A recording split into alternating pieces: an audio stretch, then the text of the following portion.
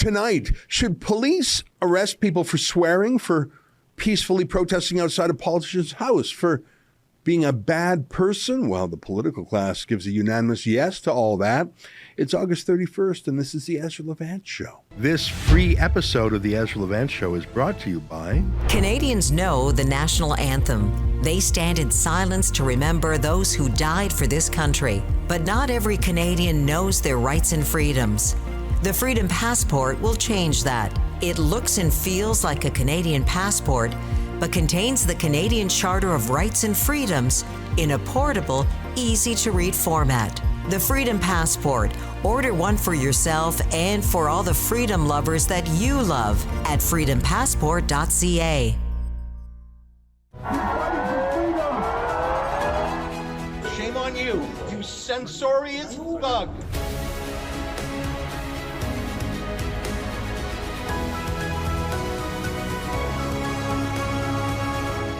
A lot of terrible things are happening in Canada right now, economically, of course. If you want moral scandals, well, the Liberal Party was caught giving hundreds of thousands of dollars to a virulent racist, a bigoted anti-Semite, and you're not even going to believe this, for him to give anti-racism lectures.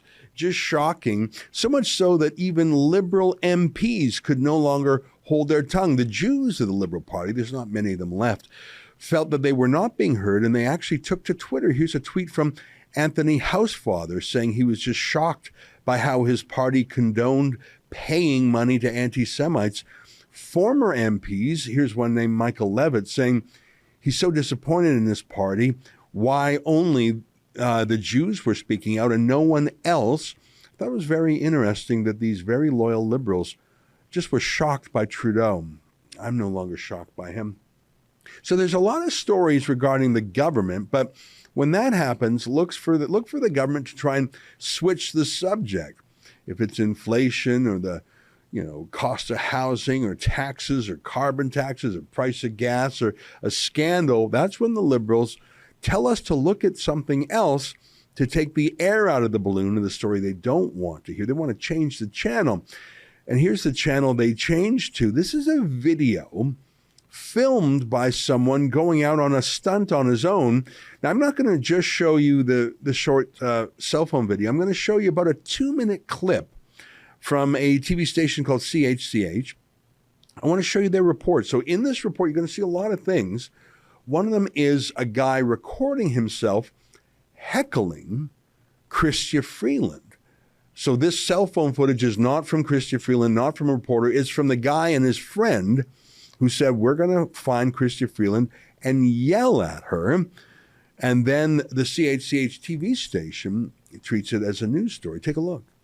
The incident happened on Friday when Deputy Prime Minister Chrystia Freeland was visiting the City Hall in Grand Prairie, Alberta. A man called her name. Chrystia, yes. What the f*** you doing in Alberta? You traitorous Get the f*** out of this province! You don't belong here. He unloaded a verbal assault of insults, F-bombs, and worse. Freeland and her aides got away. The man was escorted out of the City Hall, still shouting. On Twitter afterwards, Freeland said nobody anywhere should have to put up with threats and intimidation, although she said the harassment doesn't reflect the people of Alberta. In Ottawa, the Prime Minister was speaking out for her. Threats, violence, intimidation of any kind are always unacceptable, and this kind of cowardly behavior threatens and undermines our democracy and our values of openness and respect upon which Canada was built. Trudeau was the victim of a stone-throwing attack during last year's election campaign. He says these behaviors are getting worse, particularly against women and minorities, and Canada's leaders have to take a stand. We have to ask ourselves what kind of country we are, what kind of country we want to be. St. Catharines City Councillor Carrie Porter saw violence firsthand last winter when someone threw a rock through the window of her home. Sometimes these things don't sink in till several days or several weeks later. That's when it sort of starts to sink in. She says she's seen an increase in incivility, particularly against women, following Donald Trump's example in the U.S. and growing inequality. but people manipulate and use people's legitimate anger with the system to their own end. Political commentator Keith Leslie says the Alberta video shows no attempt to establish a dialogue by someone emboldened by online conspiracy theorists. Saddest of all, I thought, was how proud this guy was of himself when he got out to the parking lot. We showed her, you just showed the world what a bully you are, and that you're just really, really angry. We're not even quite sure why, but you're calling the Deputy Prime Minister, a traitor in her own city hall in Canada. What did she really do that makes her a traitor? Have you lost your freedoms? You seem to be free to be able to speak your mind to her. There's a lot in there. What the F are you doing in Alberta, you traitor, get out? Those are some very mean words. The journalist says there are F-bombs in there and worse. I don't know if there was much that was actually worse in there. I mean, the word traitor, I suppose, is mean. I think it is accurate to say there was some intimidation. If there's a really big guy who's hollering, that can be intimidating for sure. But he didn't get close to the Deputy Prime Minister and go in the elevator with her. And in terms of threats, I don't doubt that it probably felt threatening. I mean, that's a subjective feeling. But he didn't say anything like, I'm going to get you, or I'm going to hit you, or I'm going to attack you. He just hollered, and then he was escorted out and he went. What's interesting is how that, at the very least it was rude and belligerent and noisy and startling. But you'll notice how Trudeau added the word violence in there. He said there was violence there. But actually there was no violence, was there? It was a threat to our democracy, he said. I'm not sure how it was. And our values of openness and respect. This is the same Justin Trudeau that has 4 censorship bills pending or proposed for the House of Commons, the same Trudeau that invoked martial law after the peaceful trucker protest, had a few too many bouncy castles and hot tubs. He's the one who seized bank accounts. The same Trudeau who asked, should we even tolerate people who are unvaccinated? Remember that clip that he said on French TV? Oui, on va s'en sortir de cette pandémie par la vaccination. Puis on en connaît tous des gens qui sont en train d'hésiter un petit peu. On va continuer d'essayer de les convaincre. Mais il y a aussi des gens qui sont farouchement opposés à la vaccination. Qui sont extrémistes. Qui croient pas dans la science, qui sont souvent misogynes, souvent racistes aussi. C'est un petit groupe, mais qui prend de la place. Et là, il faut faire un choix en tant que leader, en tant que pays. Est-ce qu'on tolère? I think my favorite, or least favorite part of the CHCH clip was when they immediately pivoted and said that Trudeau, he's not the perpetrator of anger or division in our country. He's the victim of it. And he said, what kind of country do we want to be? They then bring in another example from about a year ago about a local politician named Carrie Porter who claims that someone threw a rock at her house. She says that, and she had some camera footage of someone walking quickly by her house, but there was actually no rock throwing on the camera. I guess we have to take her word for it. Sometimes when people are under real threat, they call the police, but in this case, they called the TV station. There was no proof that the rock was thrown by that guy. And I'm not saying that a rock wasn't thrown or by that guy. I'm just saying there wasn't proof of it, and it seemed like a bit of a TV stunt by someone who was looking for sympathy. They may also have been the victim of a threat, and I certainly don't want anyone to throw rocks, but you'll see how we quickly went from someone hollering to violence to they threw a rock through my home, all in the same breath. Now, they then go to an expert of some sort. I'm not quite sure who he is, Keith Leslie. Keith Leslie said that there was a conspiracy theory behind this. I'm not sure what that is. I mean, not liking the Liberal Party or not liking Chrystia Freeland isn't really a conspiracy theory. It's just a matter of political taste. And it just so happens that about 68% of Canadians do not support the Liberals. But there was one line in there that really hit close to home where this expert said, how could she be a traitor? How could she be a tyrant? Have you lost your freedoms yet? Well, it sounds like we're about to, doesn't it? Let me show you. I mean, this was a total wall-to-wall media coverage, quite different from the case I mentioned earlier about the Liberal government funding an anti-Semite to lead racism conferences. No CBC story has been done on that yet at all. If you go to the cbc.ca website and search for the name Matouf, which is the racist in question, you won't find a single entry. But you'll find wall-to-wall coverage of the hollering and swearing at Chrystia Freeland. And maybe there should be that kind of talking about it, but it was amazing how uniform the messaging was that we need to ban people from hollering. We need to ban people from offending the sensibilities of our political class. I should tell you right now, in case you're wondering, I agree that we should ban people from being violent or making threats of violence. I'm glad, therefore, that that's been in our criminal code for centuries. But here's the CBC and a young chap, I don't know who he is, I've never seen him before, talking to Calgary's mayor about this. And they're pretty much all in agreement, as you would expect when the state broadcaster interviews a sympathetic part of the state. Take a look. Well, one of the things that I struggle with is when it comes to harassment or it comes to certain types of things that happen that are not considered crimes necessarily, you have to demonstrate as a so-called victim that you found it to be intimidation or threatening or frightening, and that you're fearful because of what has happened. And that's definitely rooted in the feelings and the emotion of the thing that's happened. What I'd prefer to see is things in legislation, things in the criminal code that say you simply cannot take these actions. So make the action identifiable. You cannot protest in front of a public official's home rather than how did that person feel. So I'm a little concerned that we've leaned too heavily on the victim to carry the burden. And it does seem like online is a cesspool right now, right? I mean, I'm sure your Twitter feed is just littered with hate and nonsense. I know that mine is. Do you think that there is something to be said for the federal government's plan to introduce some sort of online hate legislation? Perhaps you've mentioned physical threats, things that can materialize in person, but what about online? Is there something to be done digitally?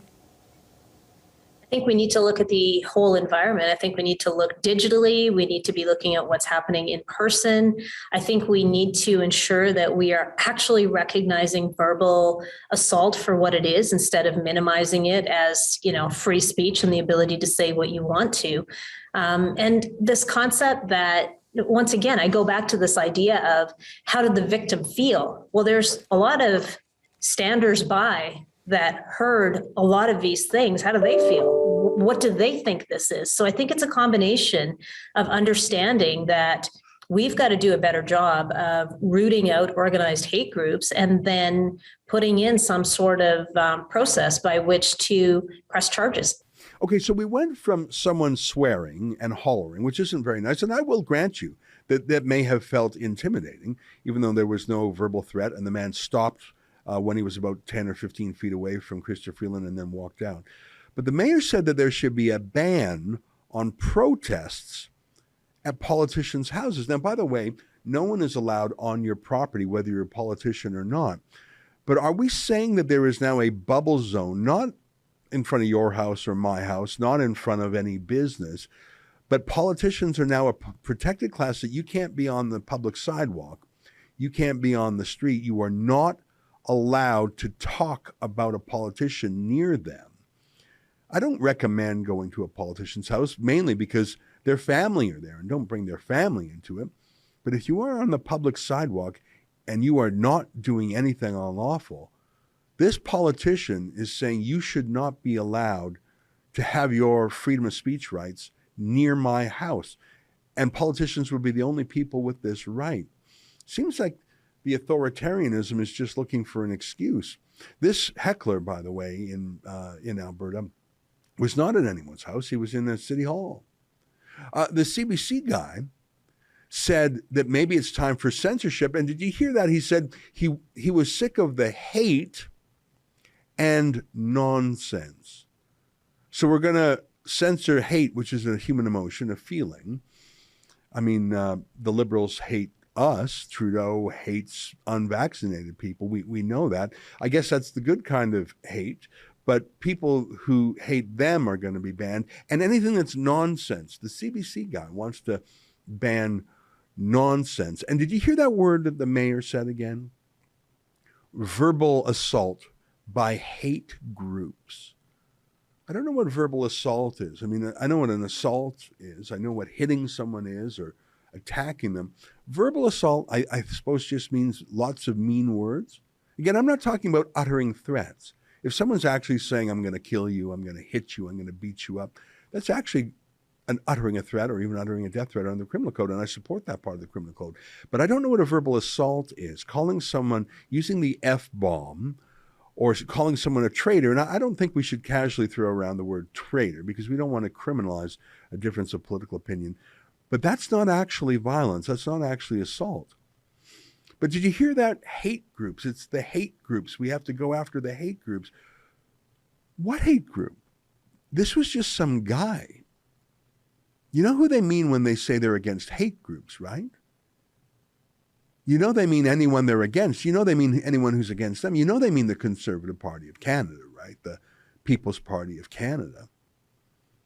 They're willing to call entire swaths of the population hate groups simply because they disagree with them. These ideas are coming from the United States as much as anywhere. Look at this press secretary. This is a press secretary for Joe Biden. Today talking about MAGA Republicans as a danger to democracy. MAGA Republicans, that's anyone who voted for Trump. That was, 70, 80 million people, whatever number you believe. They won the election in 2016. They were close, if you believe it, in 2020. There's some dispute over the elections, but even if you take the most pessimistic case, you're calling 70 million plus Americans hateful dangers to the country. Listen to the press secretary of Joe Biden call half of Americans enemies. The president thinks that there is an extremist threat to our democracy.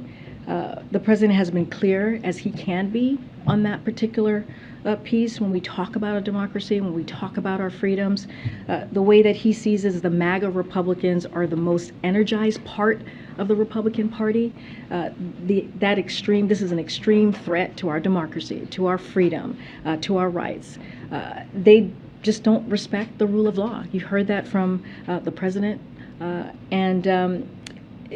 they are pursuing an agenda that takes away people's rights.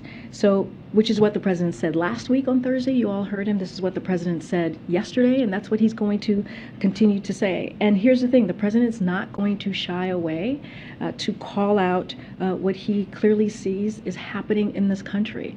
And, again, MAGA Republicans are this extreme part of their party, and that is just facts, and that's what he's going to continue to lay out.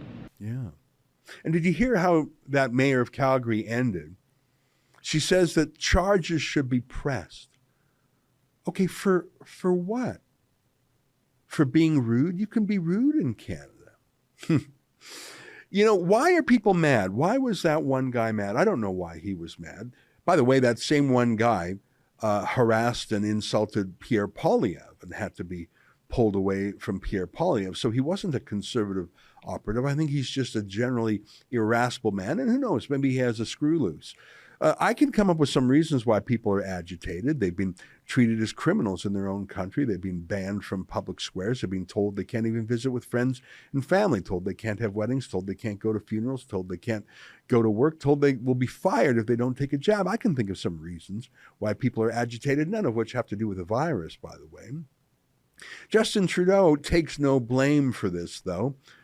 He says that climate change is the reason why people are so mad. Did you see this clip? I'm just wondering, what do you think is behind the rise in threats that politicians are facing?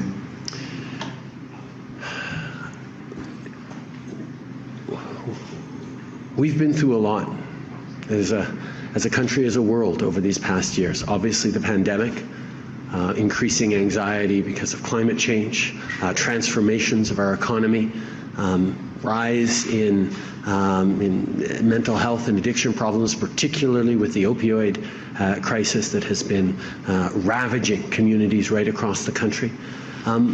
it's a lot of pressure on a lot of people. And unfortunately, there are no easy solutions for all these challenges we're facing. It's going to take hard work. It's going to take people listening to each other. It's going to take orders of government stepping up and delivering for people. And it's a time for responsible leadership. It's time for people to look to assuage fears and angers, to respond with a positive vision of the future. But people are hurting. People are hurting because of all these things we're going through. And we need to make sure that the messages that we put forward as a country, and not just political leaders, but community leaders, institutions, are focused on supporting each other. Canada made it through this pandemic better than most places in the world because Canadians do a really good job of being there for each other. And we have to continue doing that work of building strong communities, of listening to each other and supporting each other as we move forward. And that's something that really, really matters. So each of us in positions of authority or power need to make sure that we are not inciting or encouraging anger or frustrations, but actually putting forward concrete, real solutions that are going to bring people along and allow them to see themselves in the future that the world is creating. Yeah, climate change is why people are mad. I want to show you a little bit more from CBC, just 20 seconds or so. It's organized hate, and I think that's what makes it so difficult because it's hard to stamp it out, isn't it? I mean, we talked about legislation. Maybe there's room for more police action. Do you think, though, that we're at this sad point where whatever we do might not really work? Like, are we prepared for that as a country? Like, is there really anything we can do that will stop people from just being bad people? It's organized hate. Actually, it looks like a guy by himself. But did you see how it ended there? We should ban being a bad person. Being a bad person? What does that mean?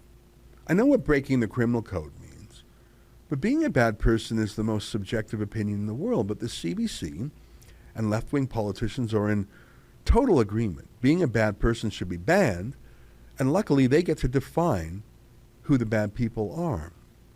All of this because someone dared to swear at a politician. They weren't protesting in the right tone of voice. It's just like truckers were thrown in prison for 50 days because there was a little bit too much horn honking. I'm so embarrassed. My own MP here in Ontario, Ezra Sachs, she said that horn honking is actually Nazi code because honk honk starts with the letter H, so does Heil Hitler. Remember when she said that? How many guns need to be seized? How much vitriol do we have to see of honk honk, which is an acronym for Heil Hitler, do we need to see by these protesters on social media? Mm-hmm. Yeah, so that Ezra Sachs, she'll find anti-Semitism in honk honk, but not in her own government spending hundreds of thousands of dollars on an actual anti-Semite. I suppose another way to describe horn honking is beep beep, but that didn't work out. Hey, I want to show you some real violence against politicians in Canada. Here's Maxime Bernier getting an egg cracked on his head. Did you see this one before? So won't be the one ending up on his knees, bitch, please. The only thing you can't steal came out to play. Stay out my way, motherfucker. We gonna rock, then we gonna fold, then we let it pop. That's real violence. I didn't hear national calls to arrest people over that. Speaking of arrest, Maxime Bernier himself was arrested because he was going to Manitoba to have a peaceful political meeting. Remember that? Afternoon, sir. Yes, yes. Park with the RCMP. Yeah. I can get you step out of the vehicle. I'm going to place you under arrest right now. Yeah.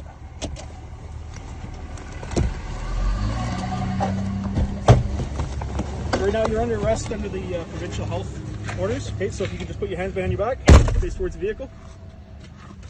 Okay, give me one hand here. I'll get you to in the vehicle, okay? Thank Yep. you. The other hand. Do you have any weapons or anything on you, sir? Weapon? No, no weapon. Only, anything on you only that's my hurt me words. or anything like that? Sorry? Anything on you that's going to hurt me or anything like that? No, no, anything will hurt you. Only my words. Only my philosophy. Only what I believe in. Okay. All right, come on over this way. I'll explain a few things to you here right away. Now, there's a lot of swearing in Canada these days, and I'm not sure if it's good, but I think swearing can sometimes let people vent. Have you ever seen those F-U-C-K Trudeau flags? They're actually everywhere. I mean, I don't know who's selling them, but they must have sold 100,000. I don't think I would fly one, but I wouldn't tell someone they couldn't. I mean, venting is an important way to express. If you're not allowed to vent, if you're not allowed to swear, you keep it all bottled up. I happen to note that in places where you're not allowed to express yourself, well, people find violence is the way to express themselves. This isn't new. There was a lot of F-U-C-K Harper talk under Stephen Harper, too. But I'm not just talking about mean words. I'm talking about actual violence. Actual violence. Like, for example, Justin Trudeau's personal bodyguards beating up David Menzies just a few months ago. Remember this? What are you doing? Get off me. Hey, I can... Hey, this is assault. Move. I'm on a side... What is this? I'm on a sidewalk. I am on a side... What is this? You cannot touch me. No rushing over. Hey! Are you kidding? Are you kidding? Let's go. What is this? You can't. Am I under arrest?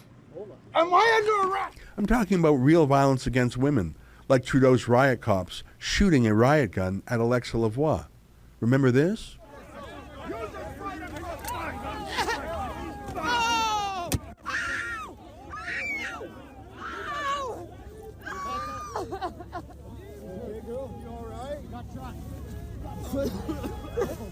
Take care. Bring her out. Bring her out. Come on.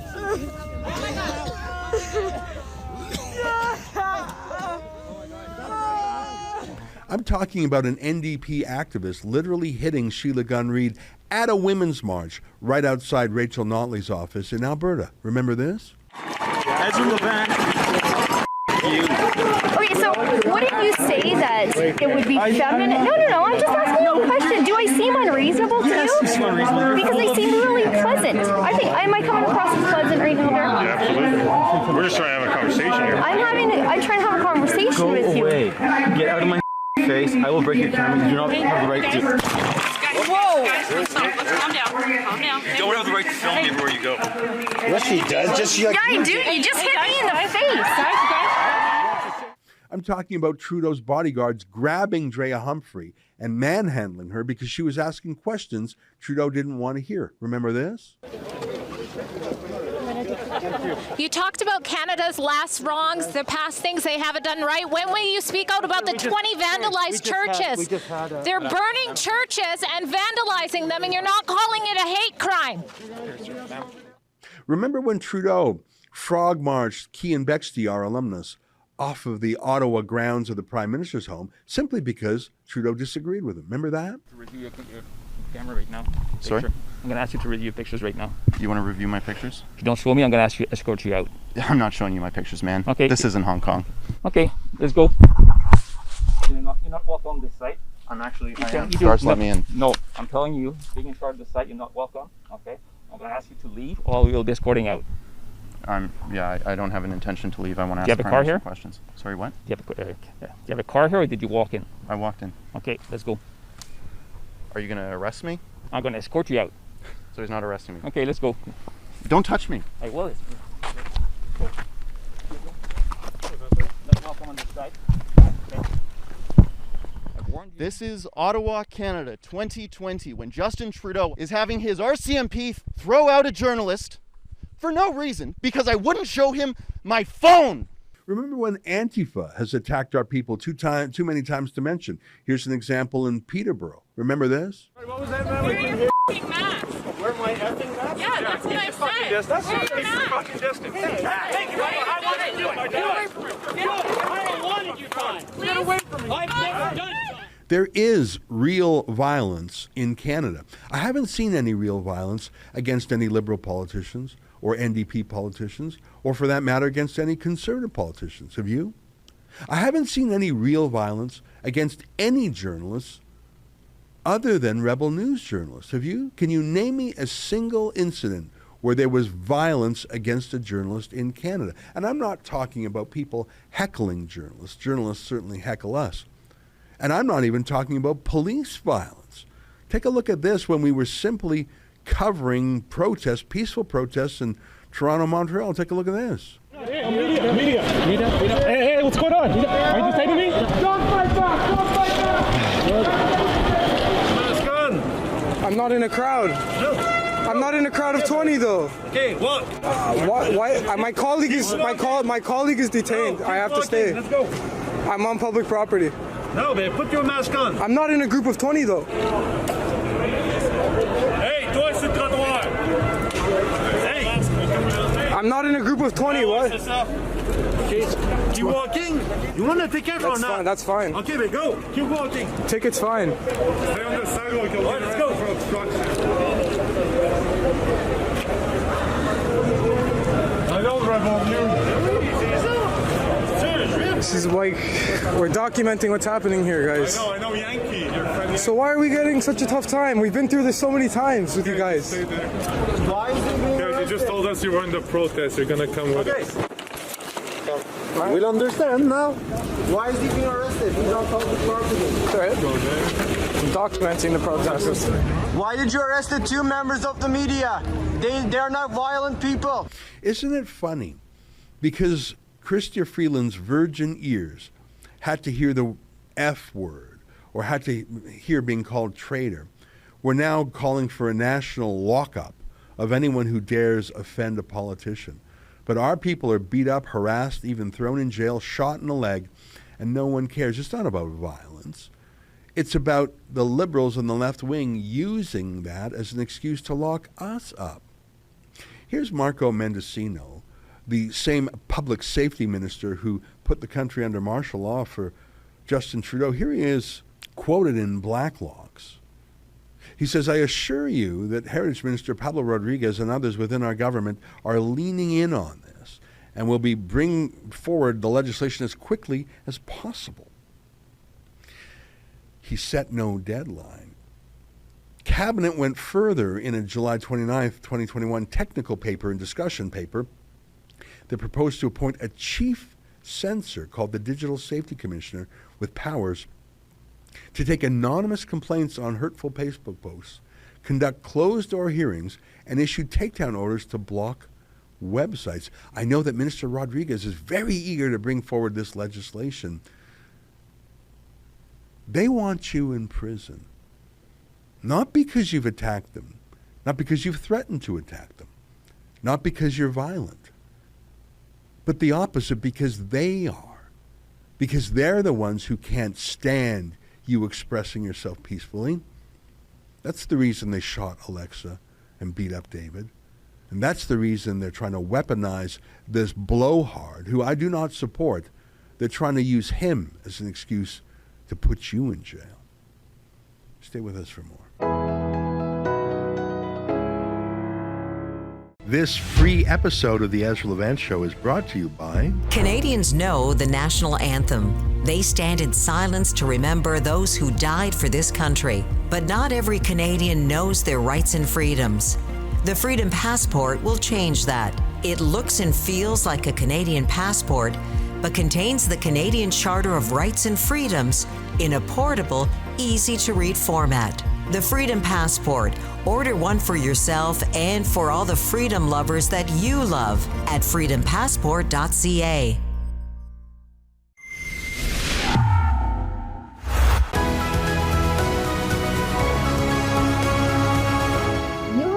National headlines after expressing concerns about a trans male in the locker room.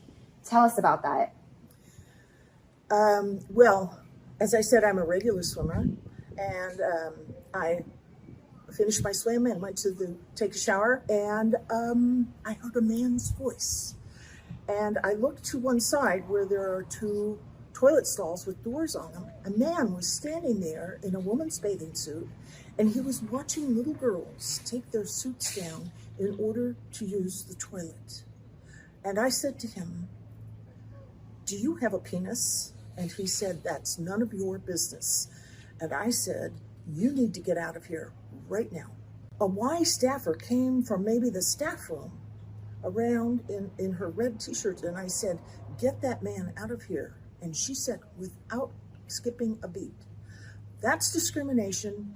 You're out of the pool forever, and I've called the cops.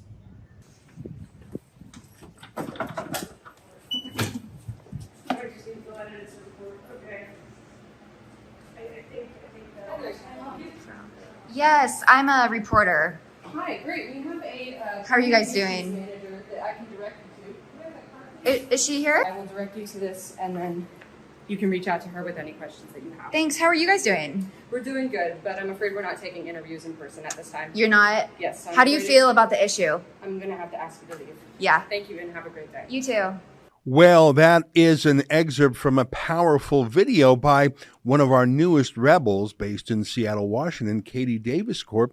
An incredible story. Imagine that.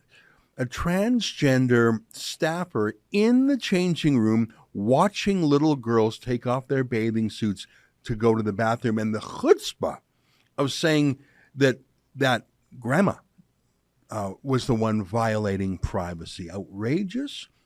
Joining me now via Skype from the side of the highway is our friend Katie Daviscourt, who pulled over to do this interview.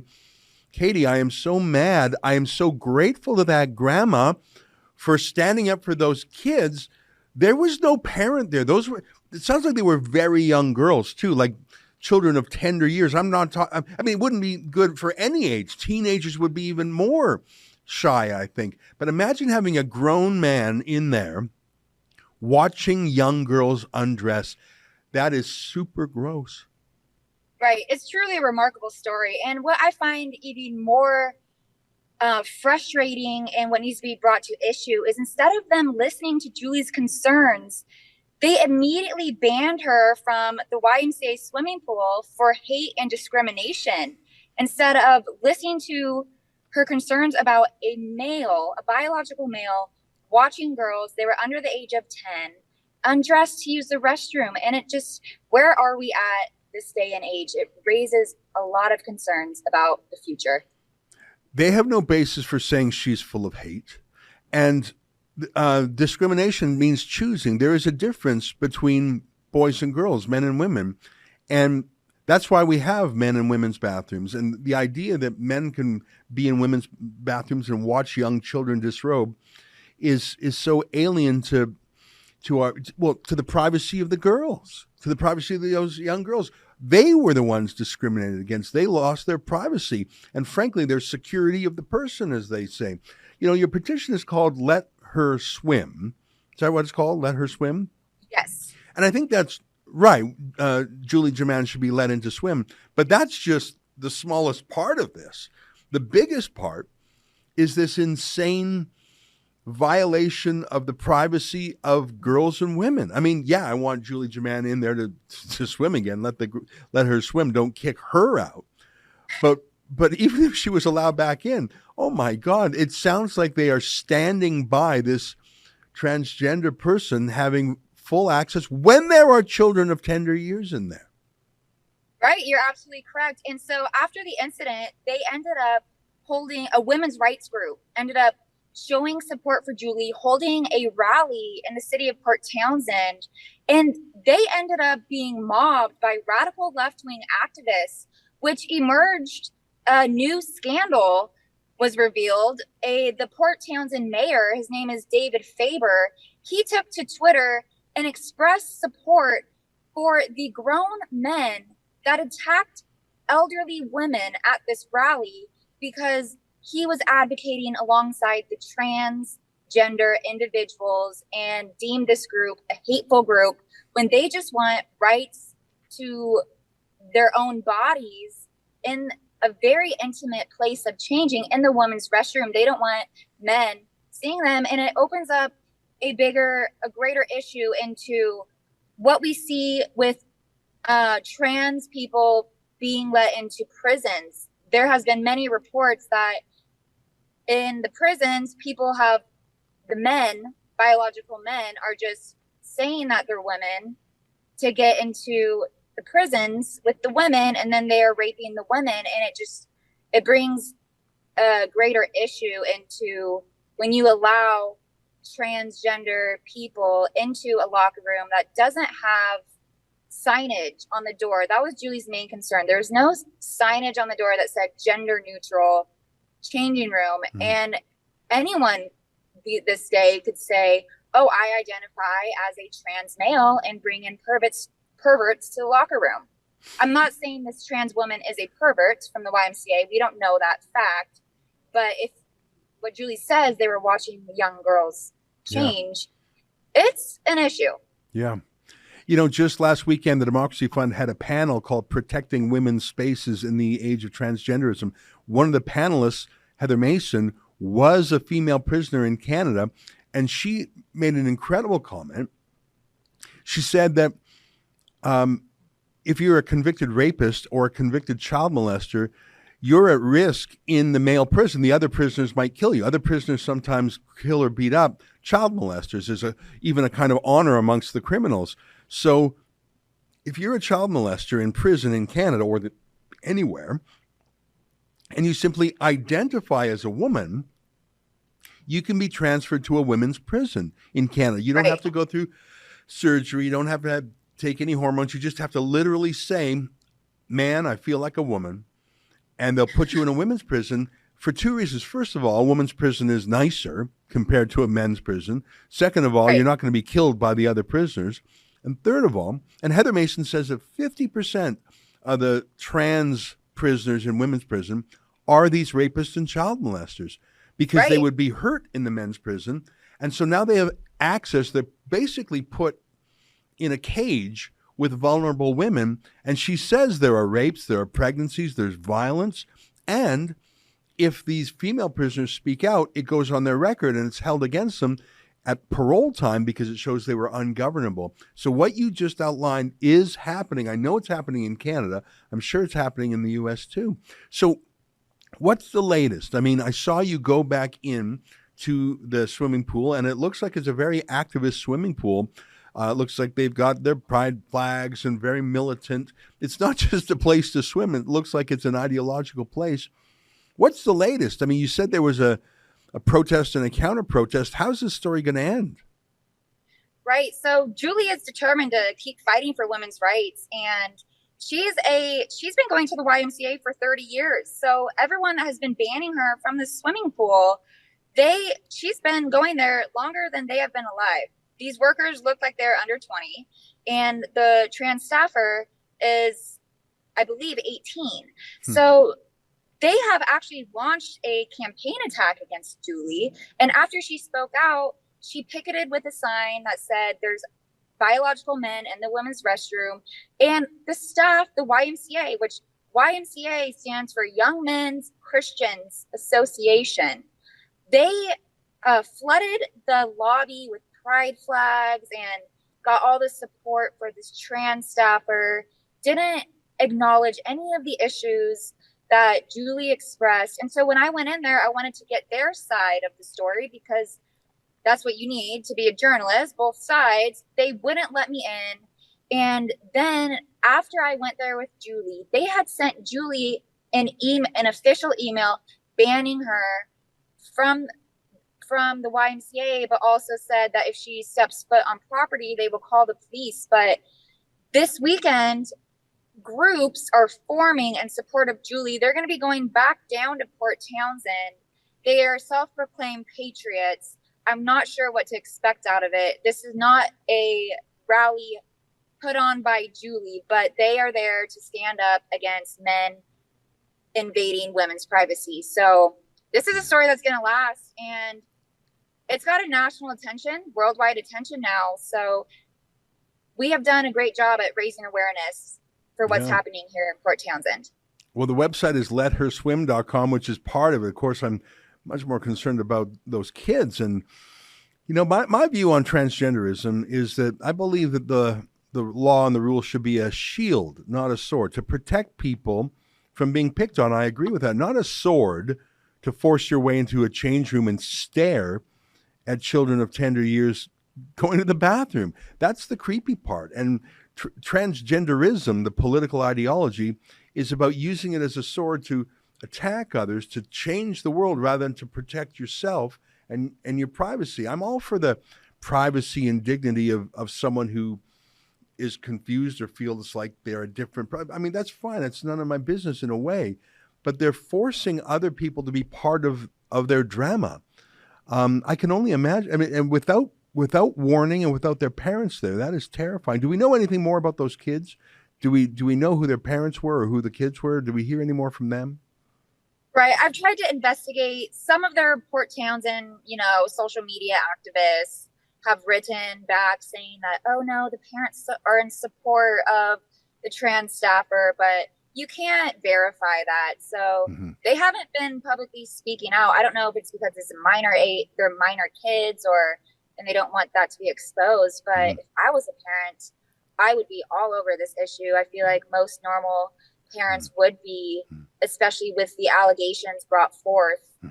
But then again, Port Townsend is very left wing, so you don't know what's going on. You don't know who these kids are, and you don't know who their parents are. So that's the latest on the kids.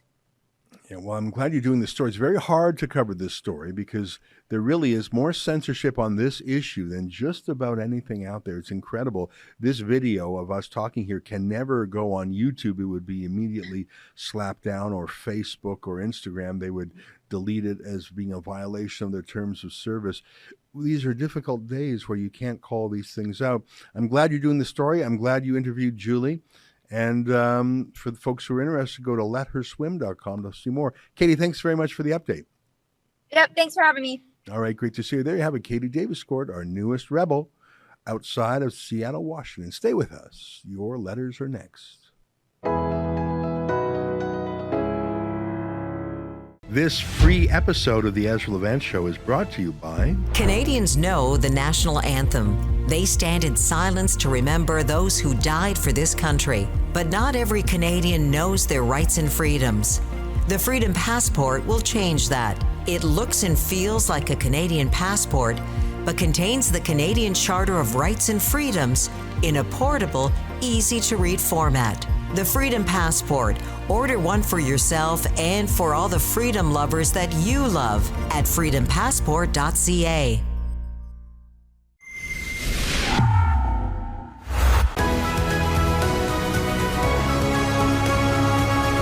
Hey, welcome back. Your letters. Steve Long says she should be a mentor for all young women and men looking for the strength to speak their truth. I have a lot of respect for people like Leslyn Lewis. Yeah, I like Leslyn Lewis. It was good to talk to her again.